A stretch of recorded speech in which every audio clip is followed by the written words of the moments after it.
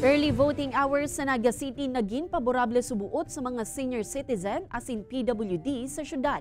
Alagad pirang aberya sa pagboto na irehistro man sa pirang polling centers. May report si Jessica Calinog.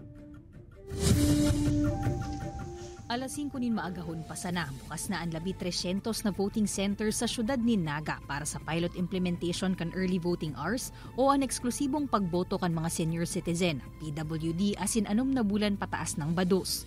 Kaya alas 2 tayo na ko napatulog. Tapos sabi ni Kapitan, mag-aramay talaga dahil senior. Magayon madali. Sakod, bako masyadong matao. Okay man. Amay man na nag-arabutan ni Bapang Senior sa Julian B. Militon Elementary School. Alagad kadaklan asin haros pararehong problema kan mga ini, ande itulos na kukuhaan sa indang voting center. Mayo pa nakapost duman sa ibang mga doors kan kuyan, sa entrance kan mga classrooms. Siguro kung igwaman mayong ilaw. So, with the benevolence of these people na nag-assist sa ko, ako manggiraray. And I came here for 45. Alagad makalihis na malibot ang eskwelahan sa kasanan na arama ni Nanay Mirna na mayo na palandigdian sa iyang voting center. And since nag-condemn baga kita digdiyon ng 32 classroom, kaya kadikit na lang ang pwedeng magamit igdi sa school.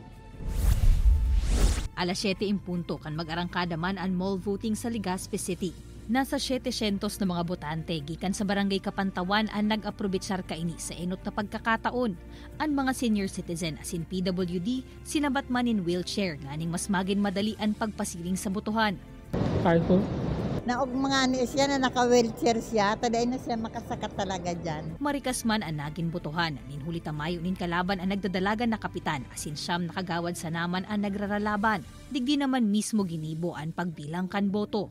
Hopefully, pag naging successful itong mall voting natin, madaming mall ang pwedeng makipag-partner sa COMELEC at maraming pwedeng makapag-avail ng mall voting. Kaibanan si Gerald Gandia, Jessica Calinog, Balitang Bicolandia.